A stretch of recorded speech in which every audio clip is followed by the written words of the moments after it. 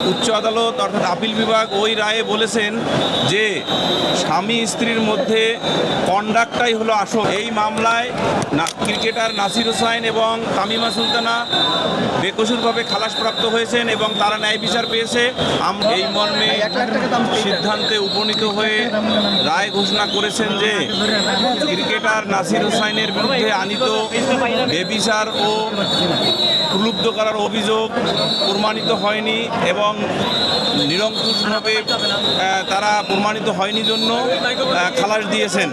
একই সাথে এই মামলার অপর আসামি তামিমা সুলতানা, তার বিরুদ্ধে আনীত যে অভিযোগ সেগুলো বাদী প্রমাণ করতে পারেননি জন্য তাকেও এই মামলা হতে বেকসুর খালাস দিয়েছেন। এ থেকে প্রমাণিত হয় যে ক্রিকেটার নাসির হোসাইন এবং তামিমা সুলতানা তারা যথাযথভাবে তালাক প্রদান করে এবং বৈধভাবে ইসলামিক শরীয়ত মোতাবেক বিবাহ করেছেন। মহামান্য উচ্চ আদালতের একটি রায় মাননীয় আদালত পড়ে শুনিয়েছেন তার ফাইন্ডিংসে। সেটি হলো যে শুধুমাত্র ইউনিয়ন কাউন্সিলের যে চেয়ারম্যান তার নিকট নোটিশ না পৌঁছানো মানে এই নয় যে তাদের মাঝে তালাক হয় নাই, অর্থাৎ স্বামী স্ত্রীর মানে তালাক হবে না।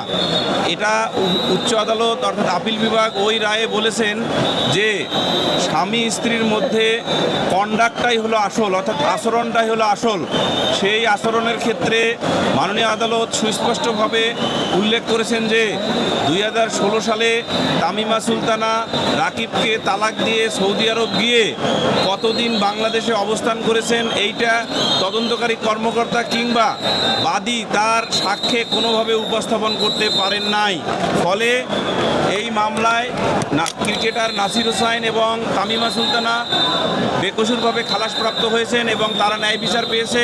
আমরা এই ন্যায় বিচারে সন্তুষ্ট এবং ক্রিকেটার নাসির হোসাইনকে বিভিন্ন মিডিয়া যেভাবে কলুষিত করার চেষ্টা করেছে, আমরা আশা করি আজকের রায়ের মধ্য দিয়ে তাদের মানে সচেতনতা ফিরে পাবে এবং তারা আর এই ধরনের একজন জাতীয় ক্রিকেটারকে মানে কলুষিত করার জন্য আর প্রচেষ্টা চালাবেন না।